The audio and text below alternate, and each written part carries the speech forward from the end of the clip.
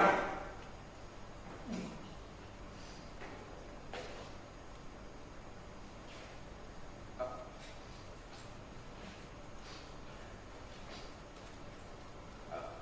Bau apa ini? Hah?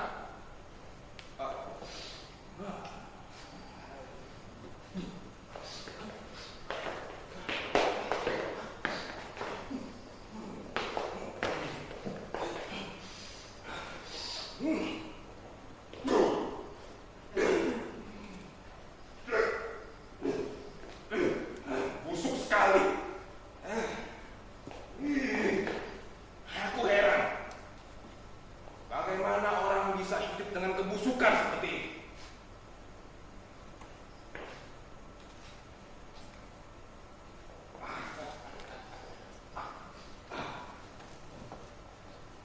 Orang yang bisa hidup dengan kebusukan pasti juga orang-orang yang membusuk. Kita semua sudah busuk. Hah? Apakah kita semua busuk? Kita semua hina? Kita semua jadi itu.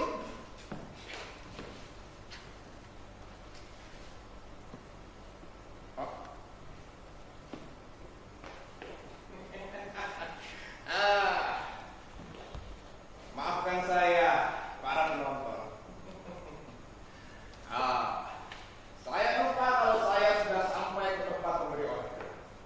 Ya, saya ini memang pendongeng yang itu. Maklumlah, umur saya sudah berabad-abad. Oh. Berapa abad juga saya lupa. Karena sebelum ada manusia, saya sudah ada.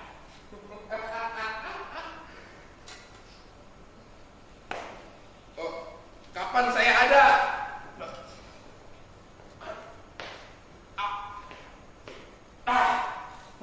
Saya juga lupa. Ya, dulu belum ada penanggalan. Jangankan penanggalan, angka-angka saja belum ada.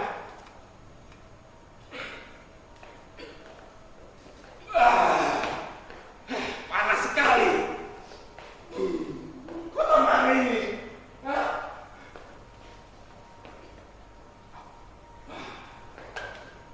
Coba aku lihat.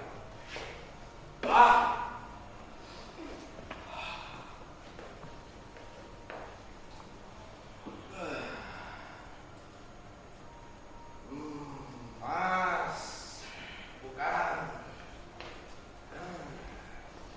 Venus.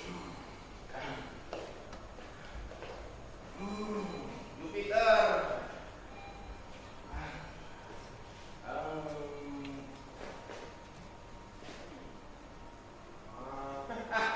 Ya, bumi. Coba kita lihat sebentar.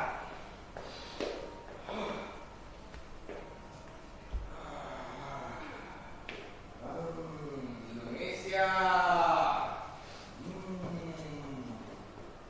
Jawa,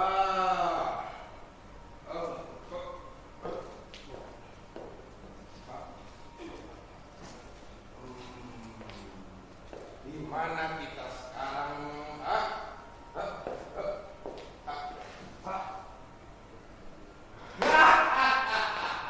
Jakarta.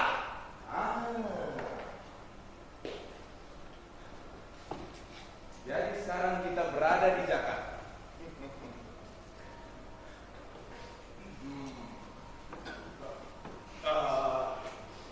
Jakarta pada tahun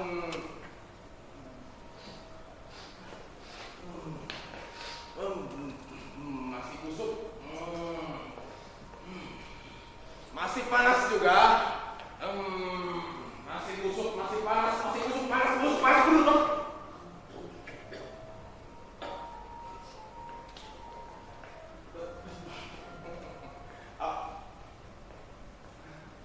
Maafkan saya, Pak.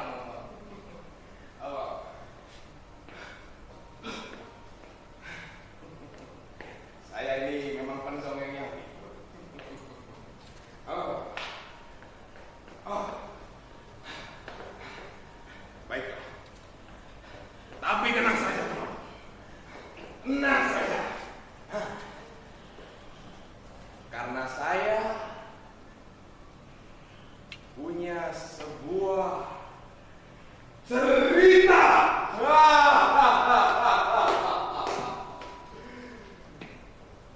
Cerita tentang kota para penonton sendiri.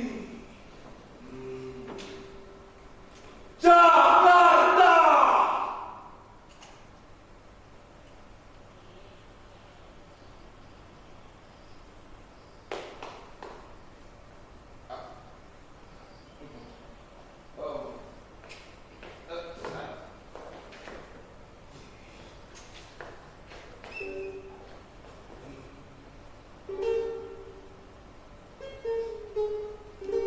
Jakarta pada bulan Mei tahun 1998.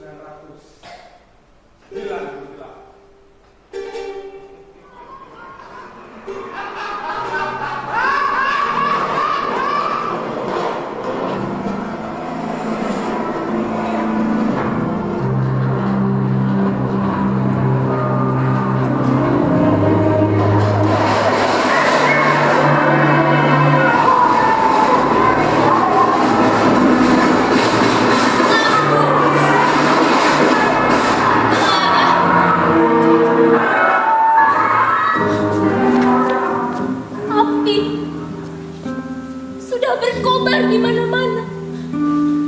Ketika mobilku melaju di jalan tol, aku mendapat telepon dari mama. Ia menyuruhku untuk jangan pulang karena kompleks perumahan sudah dikepung. Rumah-rumah sudah dijarah dan dibakar.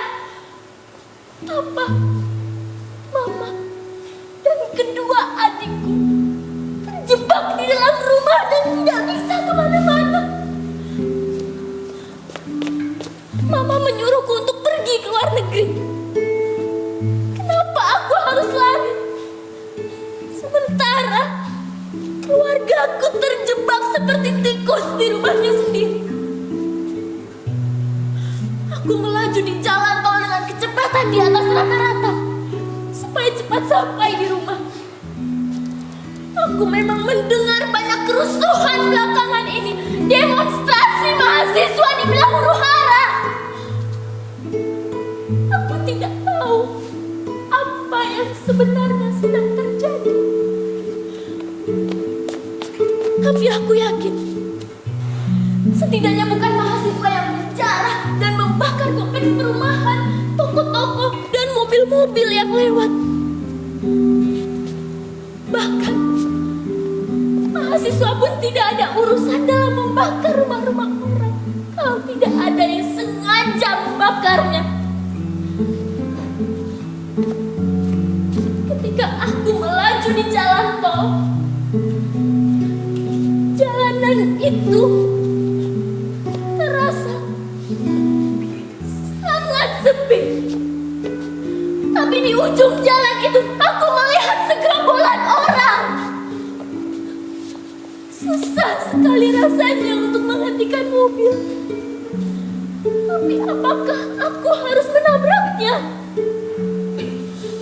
Pejalan kaki memang tidak dibenarkan berdiri di tengah jalan, tapi aku tidak ingin menabraknya. Aku putuskan untuk menginjak rem perlahan-lahan agar menghentikan mobil. Sampai roda mobilku berbunyi.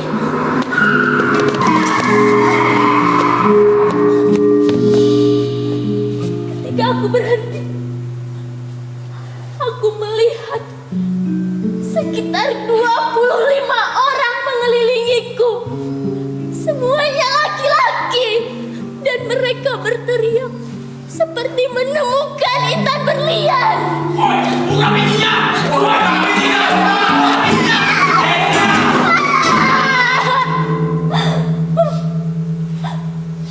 Aku tidak tahu apa yang sebenarnya terjadi. Tapi mereka melontarkan kata-kata kebencian. Benarkah sebegitu bencinya mereka kepada orang Tionghoa? Aku memang keturunan Tionghoa. Tapi apa salahku lahir sebagai orang Tionghoa? Orang Indonesia. Aku mendengar suara kap mobil dipukul. Lalu seseorang menarikku dengan kasar lewat jendela.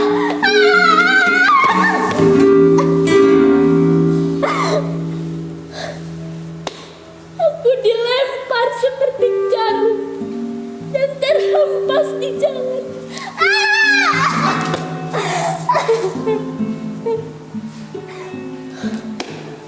Aku melihat kaki-kaki lusuh dan berdaki yang sebagian mengenakan sandal jepit, sebagian lagi tidak beralas.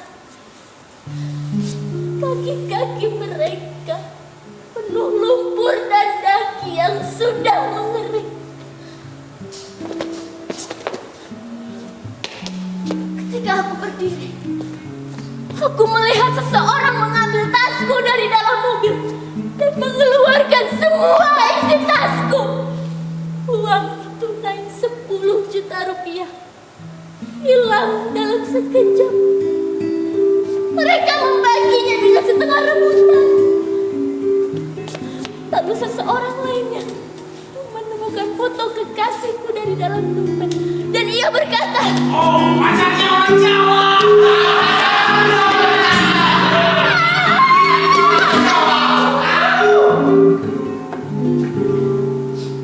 aku ditampar sampai terjatuh.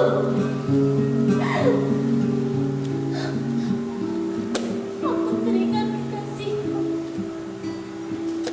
Aku tidak peduli dia Jawa atau Tionghoa. Aku hanya tahu cinta. Periksa dia masih perawan atau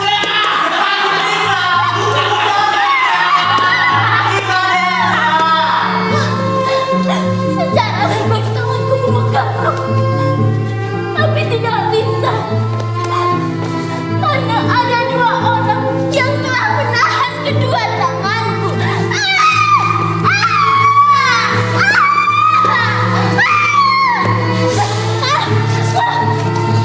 Terasa rohku ditarik. Lagi-lagi aku tidak bisa melawan. Karena ada 2 orang yang telah menahan kedua kakiku.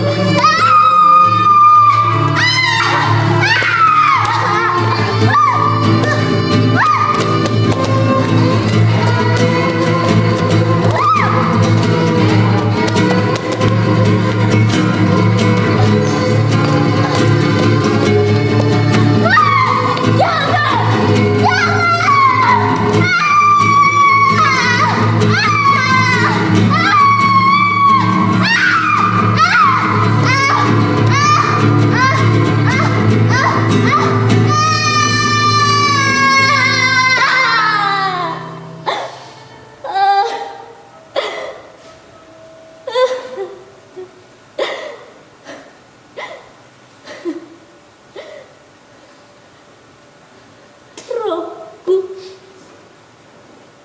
sudah lolos. Celana dalamku direnggut sampai robek.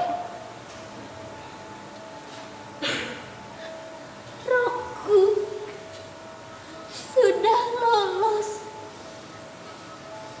Celana dalamku direnggut sampai robek.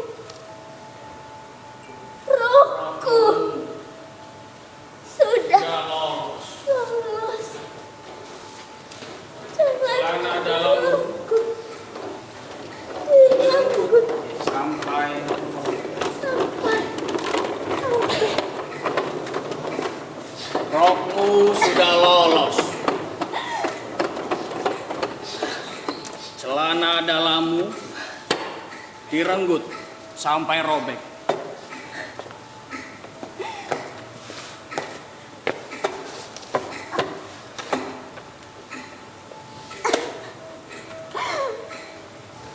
Lalu setelah celana dalammu itu copot, apa yang terjadi?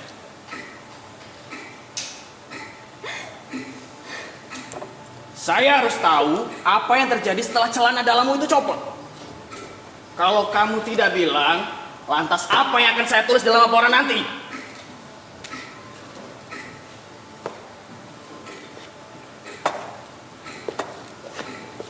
Aku tidak tahu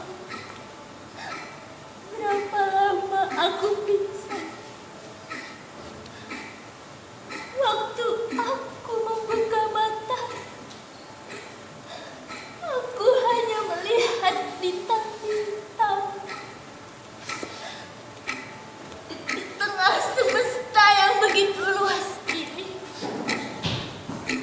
Siapa yang peduli terhadap nasibku?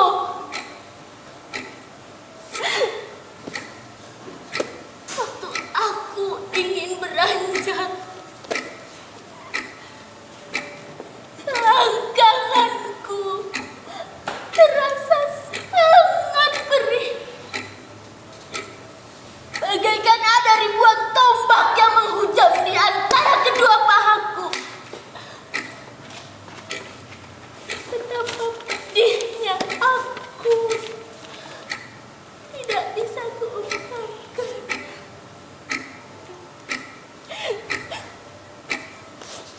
Rasa sakit, rasa perih,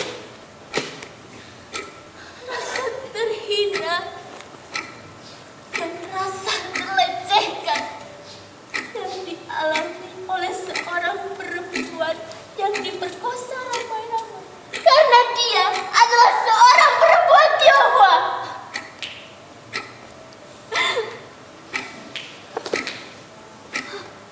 Luka hati ini, apakah harus aku bawa sampai mati? Siapa kiranya yang akan membela kami? Benarkah kami dilahirkan hanya untuk dibenci?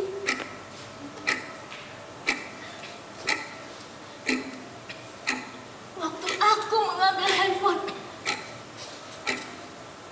Papa mengirim pesan yang membuatku terasa semakin hancur. Kedua adikku telah dilempar ke dalam api setelah diperkosa.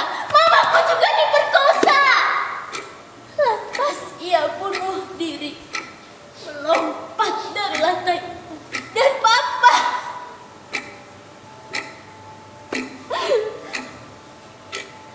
kemungkinan papaku juga akan menyusul mereka. Ia tidak tahu apakah hidup ini masih ada gunanya. Ia merasa tidak bisa menjaga anak dan istrinya dari kepuasan para anjing-anjing itu. Ya. Aku sudah memberitahu kepada pimpinanku soal masalah ini. Ya, lantas ia menyuruhku untuk menahan perempuan ini. Dan jangan sampai ada yang tahu mengenai kasus ini. Baik itu wartawan maupun LSM.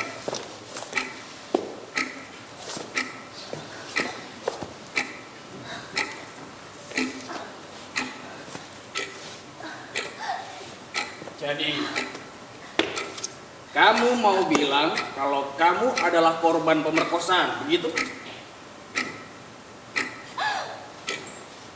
Dia berani melihatku. Padahal kamu bilang tadi, kalau kamu langsung jatuh pingsan tepat setelah celana dalammu itu dicopot. Lantas bagaimana bisa dibuktikan kalau kamu diperkosa oleh banyak orang?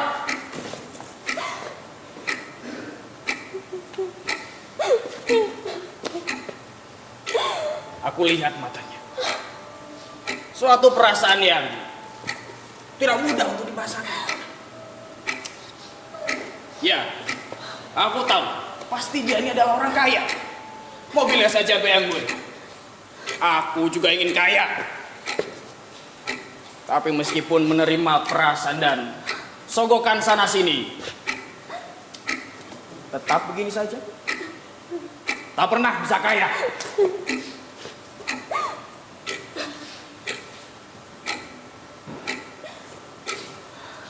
Aku memang sentimen terhadap orang kaya. Apalagi kalau dia orang Cina. Aku benci orang Cina. Cuy.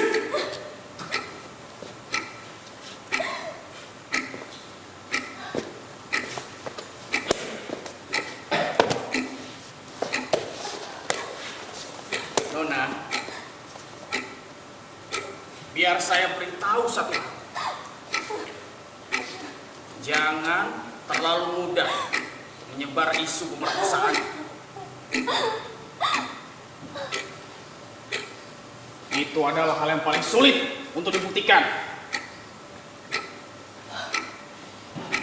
Salah-salah, kamu bisa dianggap sebagai penyebar fitnah nantinya. Dia marah, dia punya nyali gitu bercerita. Itu menandakan bahwa dia adalah wanita yang cukup tegar. Aku mau pulang. Kau mau pulang? Sudahlah, kau tidur saja di sini dulu. Di luar itu masih banyak kerusuhan, toko-toko dibakar, dan banyak perempuan-perempuan Cina lainnya yang diperkosa sepertimu. Tidak, aku mau pulang. Anda siapa yang akan mengatakan pulang? Kau mau pulang jalan kaki saja seperti itu, ha? Bahkan pos polisi saja dibakar di mana-mana. Lebih baik kau tidur saja di sini dulu. Besok pagi baru kau boleh pulang.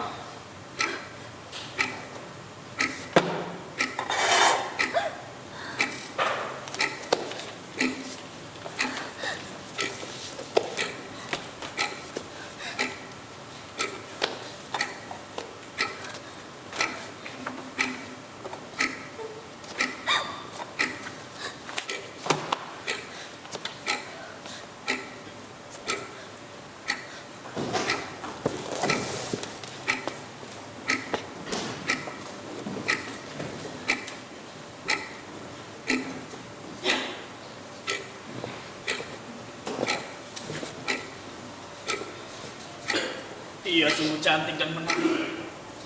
Rasanya aku ingin memperkosanya juga. Ya barangkali aku adalah bukan, seekor hewan, anjing atau babi. Tapi kan, aku mengenakan seragam.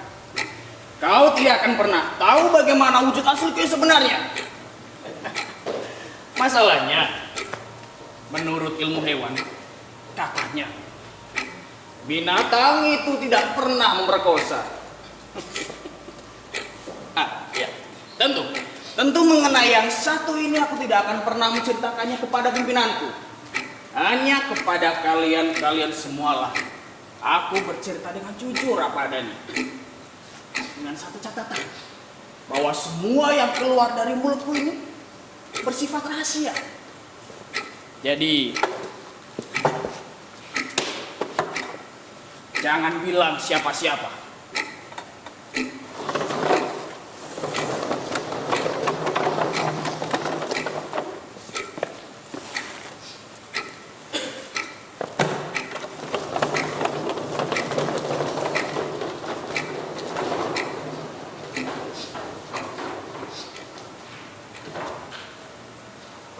Perempuan yang tertindas.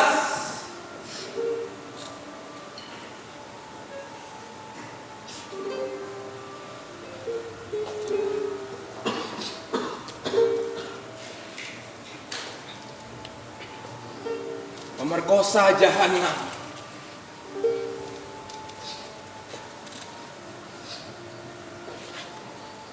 Dalam 2 hari itu Jakarta menjadi neraka.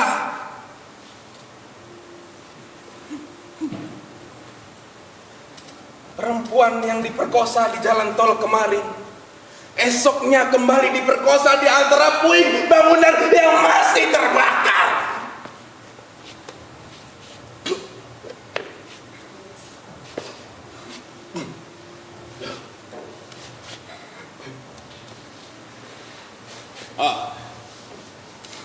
Maafkan saya, para penonton. Saya harus menceritakan cerita yang keji ini.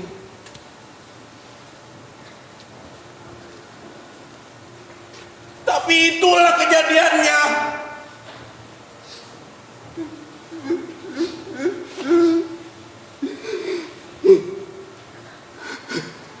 Itulah yang terjadi di kota, tuan-tuan dan puan-puan sekalian, pada bulan Mei tahun 1998.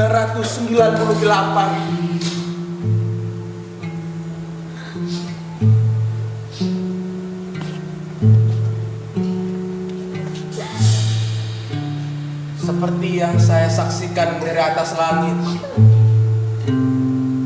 dalam pengembaraan saya dari ruang dan waktu yang satu, ruang dan waktu yang lainnya.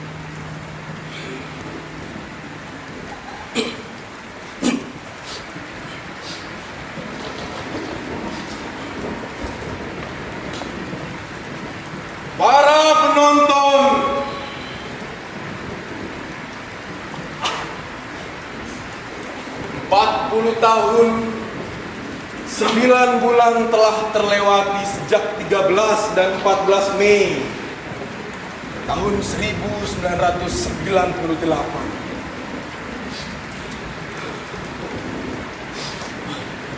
Jakarta masih sama panasnya dan sama busuknya seperti dulu.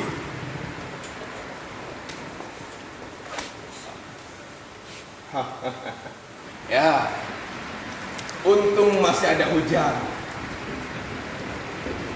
Meskipun kadang jadwalnya tidak jelas.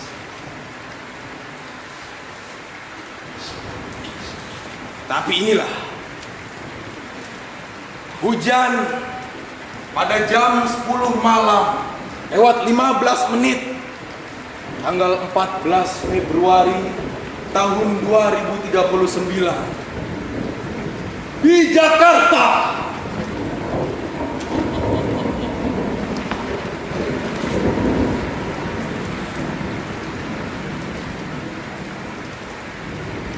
Antara gedung-gedung pencakar langit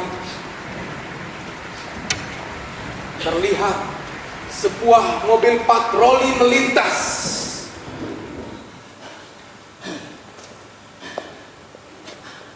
Mobil tersebut mengejar kedua penjahat yang lari sia-sia dari lorong ke lorong.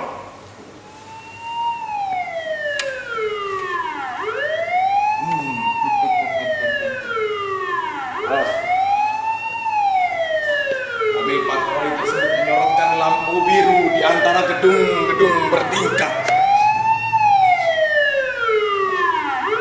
Orang-orang yang tidak merasa bersalah di sana, mereka tenang-tenang saja di sepanjang jalan kaki lima yang riuh, meski melihat kedua penjahat itu dikejar oleh mobil patroli.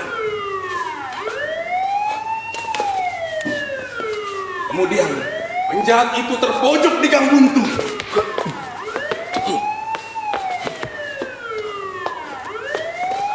Polisi tersebut keluar dari mobil patroli, menodongkan senjata laser ke arah kedua penjahat tersebut. Bintik merah menempel di dahi mereka. Menyerahlah jika tidak ingin kepalamu pecah. Terdengar suara polisi lewat pengeras suara.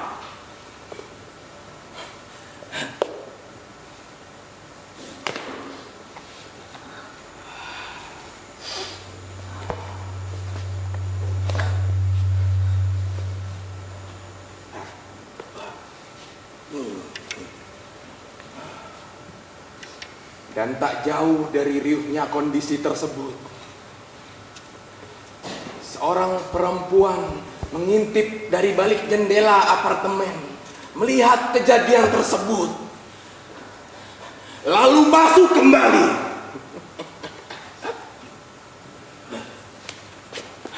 Para penonton, kalian akan mengetahui siapa perempuan tersebut.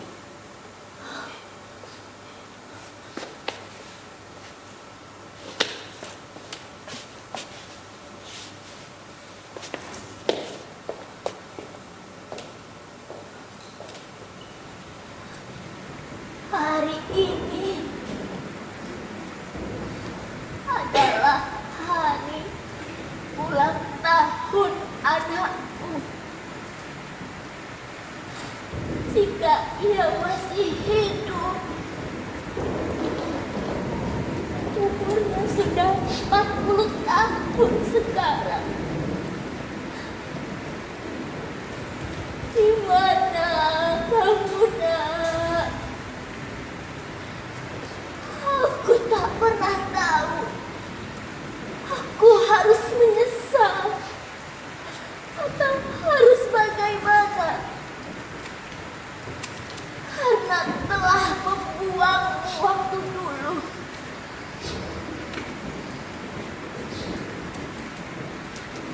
Aku meletakkanmu dalam sebuah keranjang berisi surat, dan ku taruh keranjang itu di muka pintu. Lalu aku pergi ke luar negeri, berusaha untuk melupakan segalanya. Tapi ku harap kau tidak akan pernah tahu siapa dirimu sebenarnya. Semasa hamil, aku merasa bagaikan mengandung anak iblis. Aku merasa terkutuk, ditindas, dihina, dan dilecehkan ramai-ramai dengan penuh kebencian. 40 tahun aku berusaha melupakan kejadian itu. Tapi selama itu pula kutukan itu mengikutiku.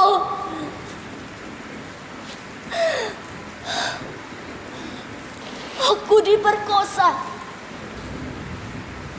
pada 14 Mei pukul 10 malam. Api menyala di sekitarku. Jeritan-jeritan perempuan terdengar di mana-mana.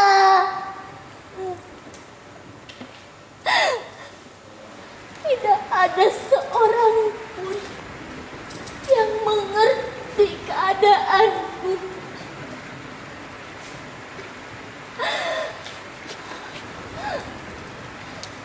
Aku tak pernah melihatmu.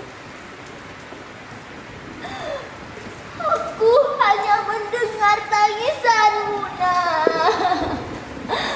Tapi hatiku penuh dengan dendam.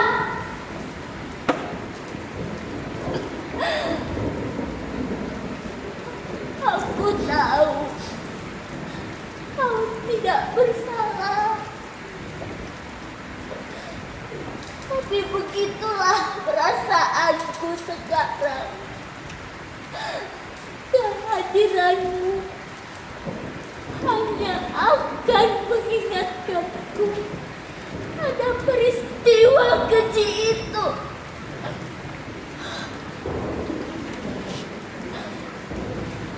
Umurku sudah 65 tahun sekarang.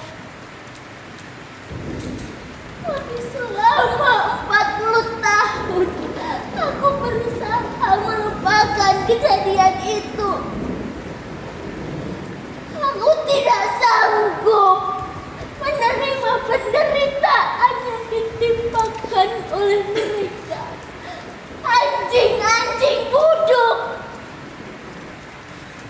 Bahkan seekor anjing buduk pun nampaknya lebih mulia dari seorang pemerkosa.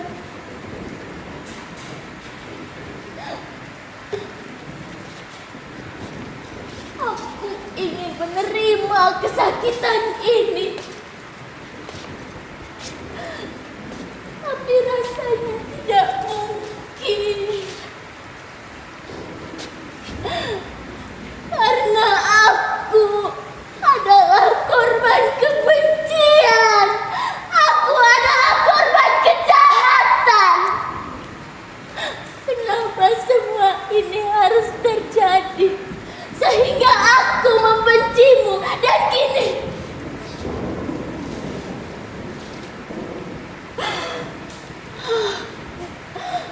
aku merindukanmu, nak.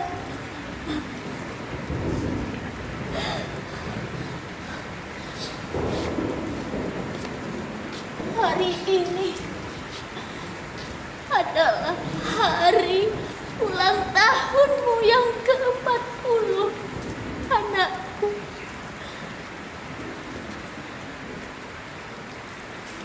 Aku belajar untuk menerima segala kutukan ini. Meski aku masih sering mengingkarinya.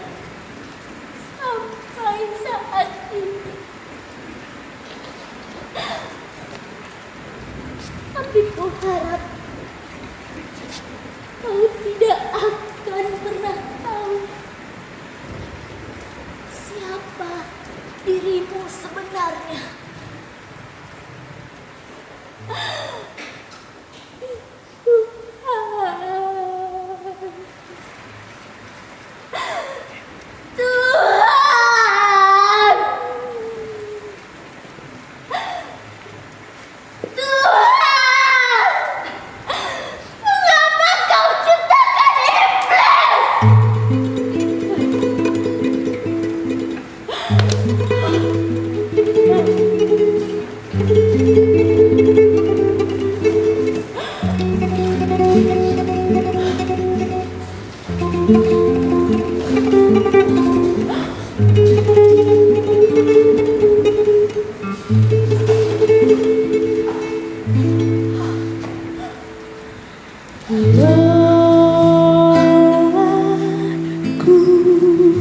untuk menghadapi semua yang terjadi.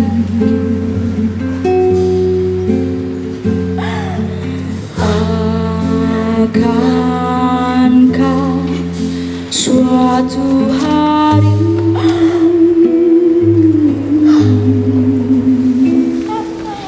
ini semua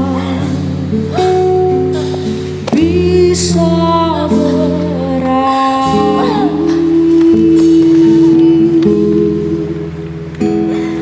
Sungguh ku ingin menyerah.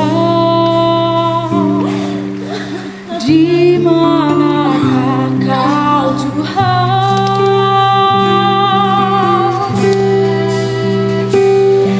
Semua rasa sakit di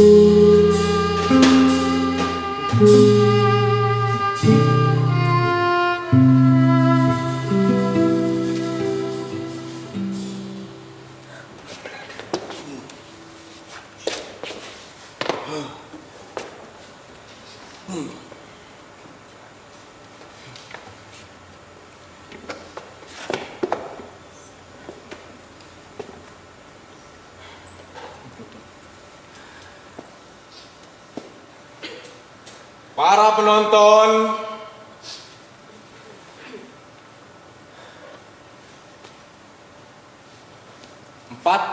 Februari tahun 2039, tepat pukul 11 malam.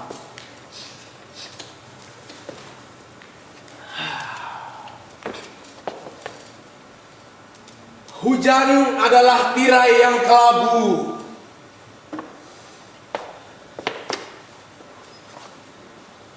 Kedua penjahat itu tidak bisa berkutik. Mereka diikat, saling memunggungi dengan ikatan yang sangat kuat sekali.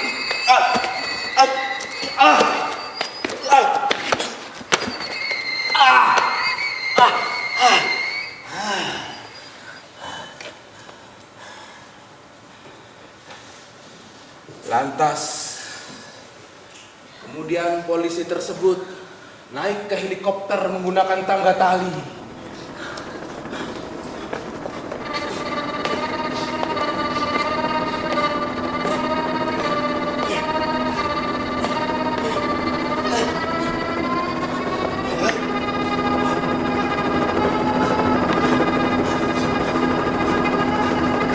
Setelah menggulung tangga talinya, polisi tersebut mengaitkan tali yang mengikat kedua penjahat tersebut ke pengait yang ada di badan helikopter.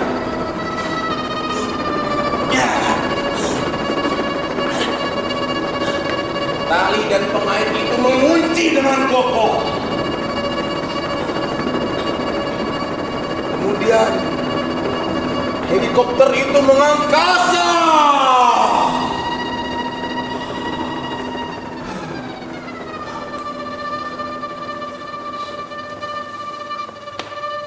Orang-orang melihat kedua penjahat itu bergelantungan seperti karung.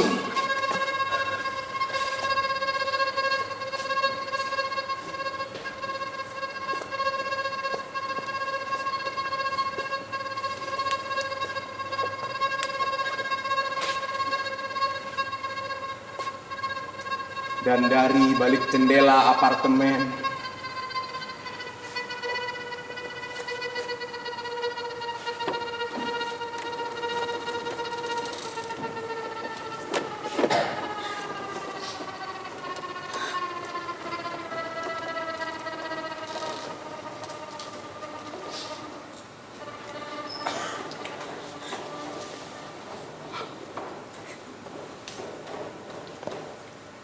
Sudah lama aku tidak menangis.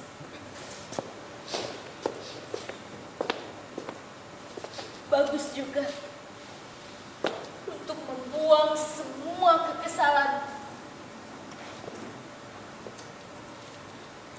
Tapi penderitaanku yang satu ini tidak tertanggungan.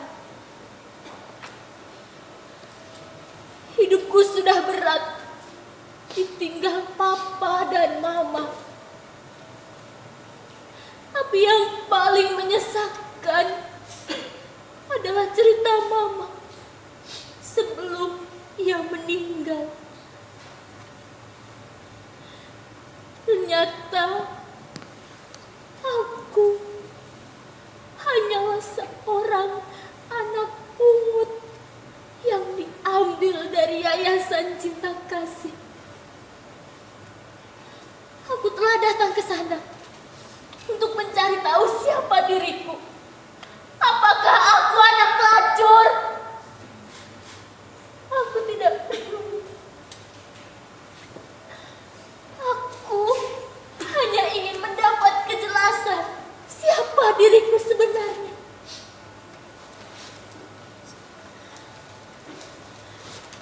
Di Yayasan Cinta Kasih tinggal satu orang yang mengenal asal-usulku. Tentu ada arsip yang bisa aku cari. Tapi arsip yang ku dapat hanya menjelaskan soal penyerahan diriku kepada papa dan mama yang mengadopsiku. Tidak ada arsip yang menjelaskan siapa orang tuaku sebenarnya.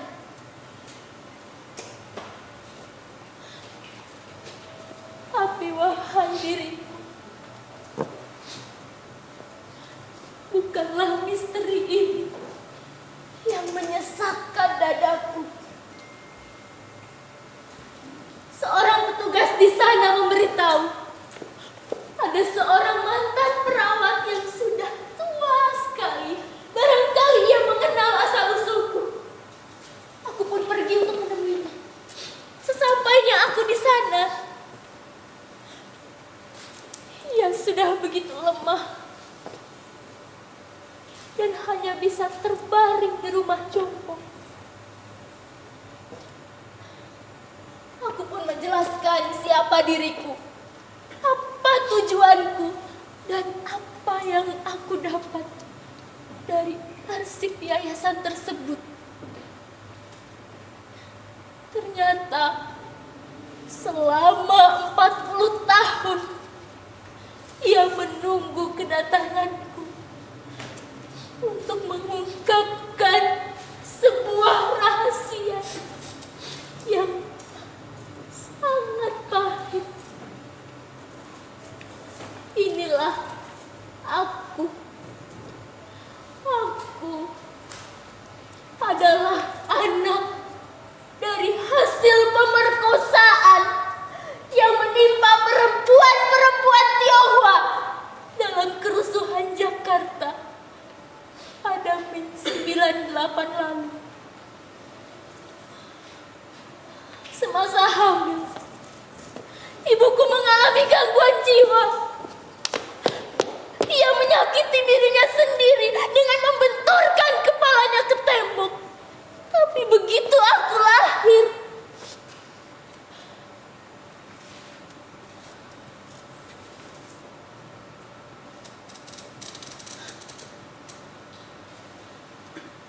ia langsung sembuh. Lalu aku diserahkannya pada Yayasan Cinta Kasih dengan sebuah keranjang berisi surat yang diletakkan di depan pintu. Tidak jelas lagi di mana keberadaan surat dan keranjang itu sekarang. Perawat tua itu meninggal 1 minggu kemudian setelah menceritakan asal-usulku. Asal-usul yang hanya menjelaskan sebuah kegelapan. Seluruh riwayat hidupku bagaikan terhapus seketika. Inilah aku. Aku hanyalah seorang anak yang dibuang karena merupakan aib bagi ibuku sendiri.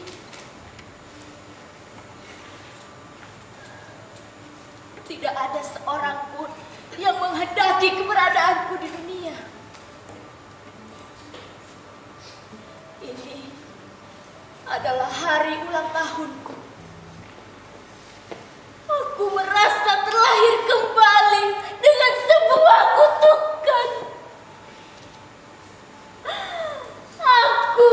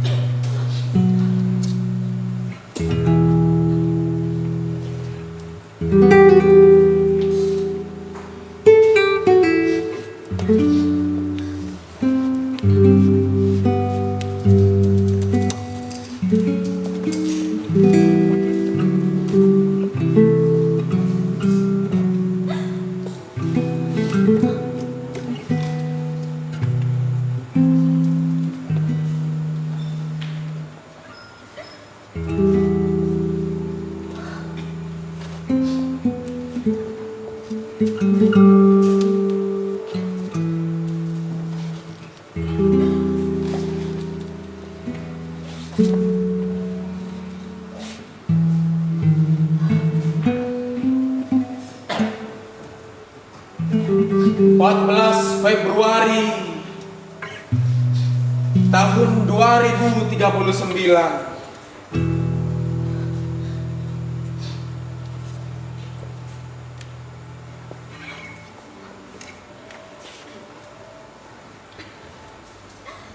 Di atas sebuah perkampungan yang kumuh, helikopter itu melayang-layang.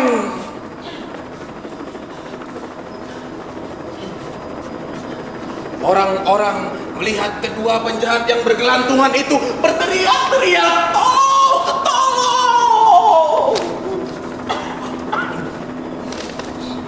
Tapi tak seorang pun peduli.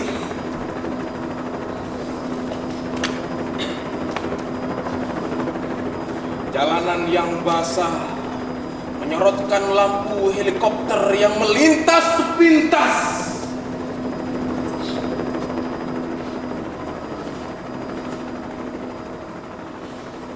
Dan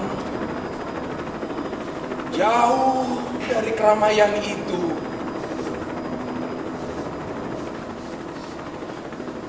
seorang tua terkapar di hadapan seorang perempuan.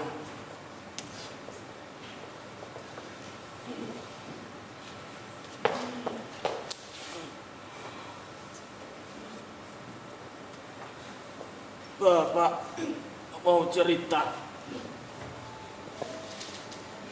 Siapa kamu? Aku tidak punya banyak waktu untuk menanggapi orang asing sepertimu. Tidak ada waktu lagi.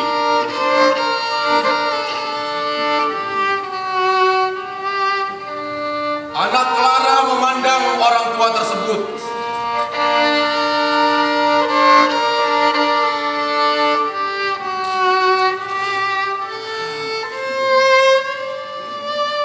Orang tua itu sudah menjalani hidupnya dengan kerja paling keras dan paling berat untuk menghidupi keluarganya.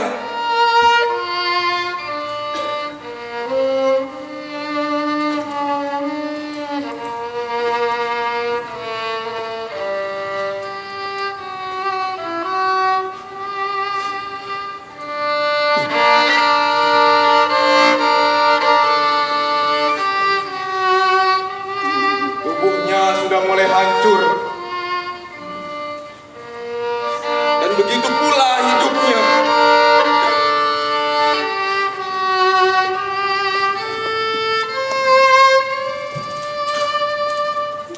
Istrinya menjadi pelacur dan lari dengan orang lain. Anaknya tercerai-berai entah di mana.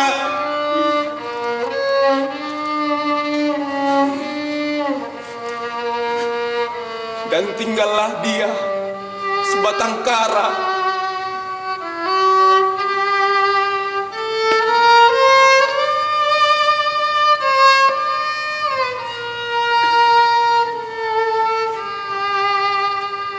Orang tua itu berumur 60 tahun. Namun, bagai menanggung beban dunia di punggungnya.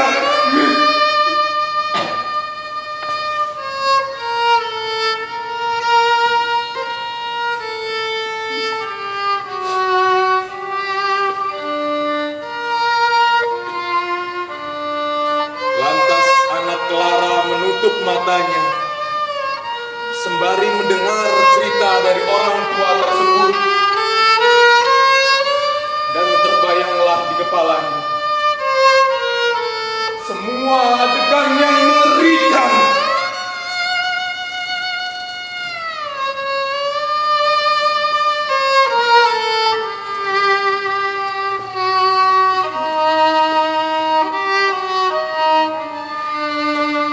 Berbagai toko telah dijarah, berbagai gerombolan bergerak membakar toko-toko. Mereka membawa jerigen berisi bensin, menuangkannya ke benda-benda yang mudah terbakar dan menyulutnya. Kebakaran terjadi di mana-mana. Terjadi kepanikan. Sejumlah orang memberi komando di sana sini. Kacauan dengan segera menyebar.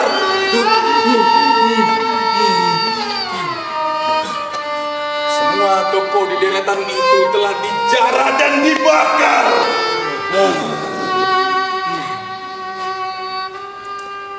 Seorang perempuan diseret-seret di balik kobaran api yang masih menyala.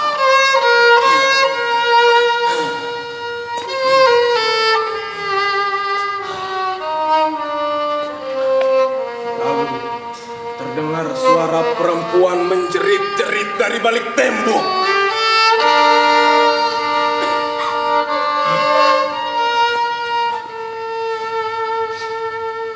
Dan di antara puing yang masih mengepulkan asap,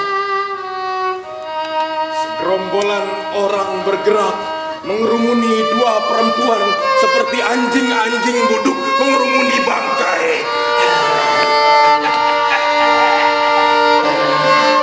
Dua perempuan itu menjadi rebutan, ditarik ke sana sini seperti barang mati.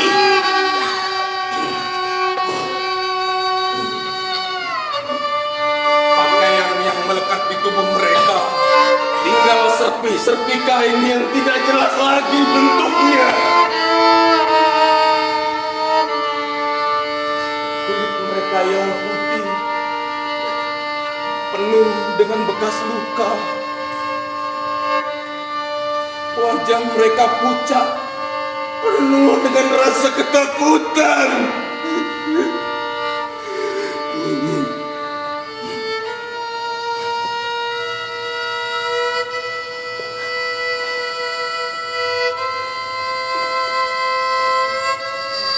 Lantas, anak Clara yang memejamkan mata itu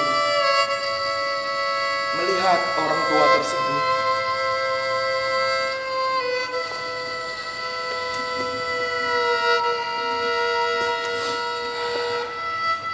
Waktu itu umurnya masih muda,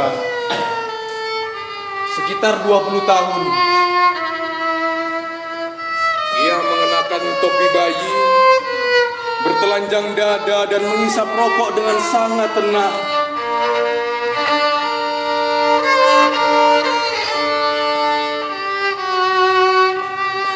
Lalu orang tua itu meninggalkan adegan pemerkosaan dan melihat adegan-adegan pemerkosaan lain di sepanjang jalan yang sebagian besar masih membara.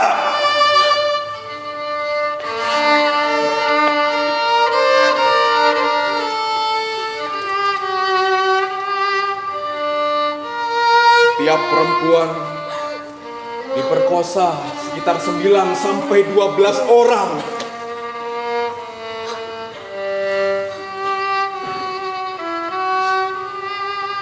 Orang tua itu berjalan dengan dingin.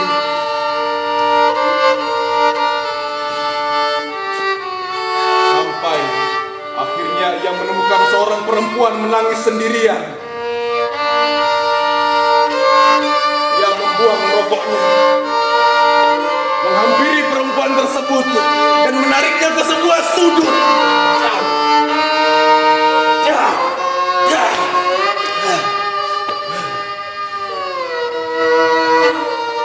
Tak lama kemudian, segerombolan orang yang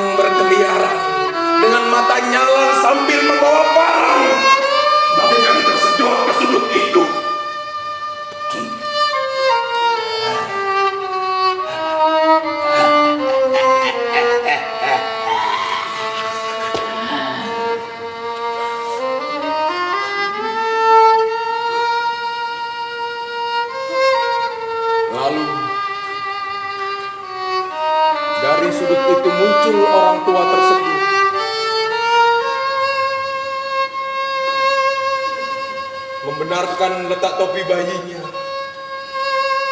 dan menyurutkan rokok baru.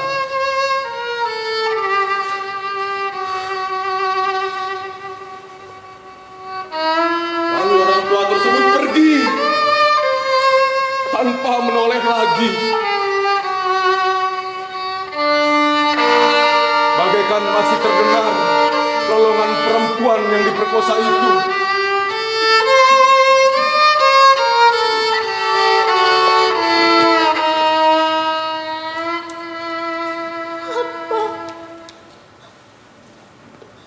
Apa yang kau lakukan terhadap perempuan-perempuan itu adalah sebuah tindakan yang menjijikkan. Bahkan seekor anjing buduk pun nampaknya lebih beradab dari kalian.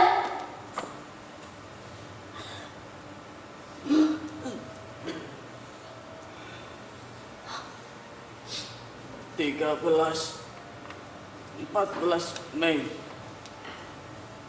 1998. Mereka mencatatnya dalam sejarah.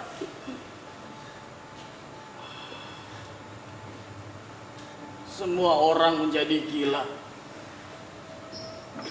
Semua orang melakukannya. Kami seperti diarahkan. Kami juga tidak tahu bagaimana kami bisa melakukan itu. Kami tidak ingin membicarakannya lagi. Kami tidak ingin mengingatnya lagi.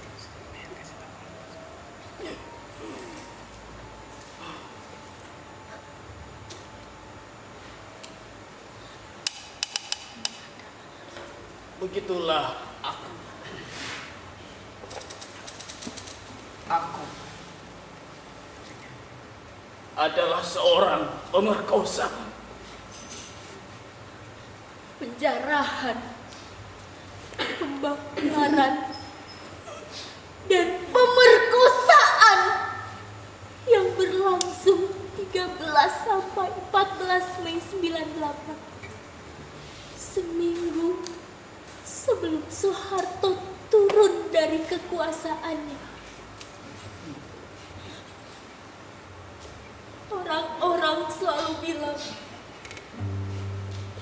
itu adalah peristiwa yang sangat memalukan bangsa kita. Perempuan-perempuan Tionghoa itu diperkosa karena mereka adalah Tionghoa.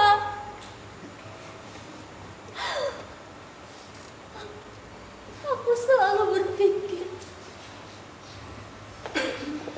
bahwa para penjara dan pemerkosa adalah anjing-anjing buduk yang tidak layak disebut manusia.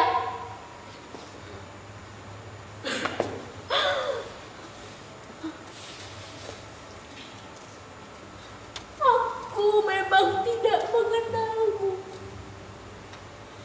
tapi aku tidak pernah menyangka bahwa salah seorang di antara mereka adalah kau.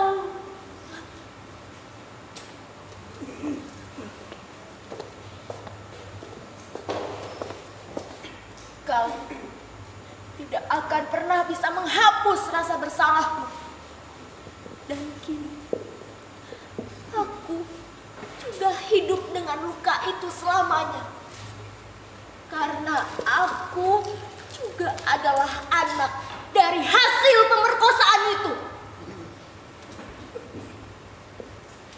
Jika perempuan itu punya anak, maka ia akan lahir pada 14 Februari 99. Hari ini adalah hari ulang tahunnya yang ke-40. Sama denganku, tidak pernah bisa membayangkan bagaimana perasaannya seandainya ia tahu siapa dirinya sebenarnya.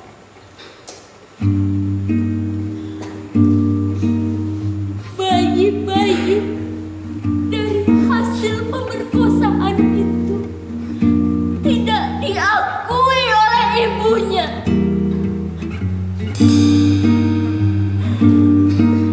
Akan menjadi siapakah mereka?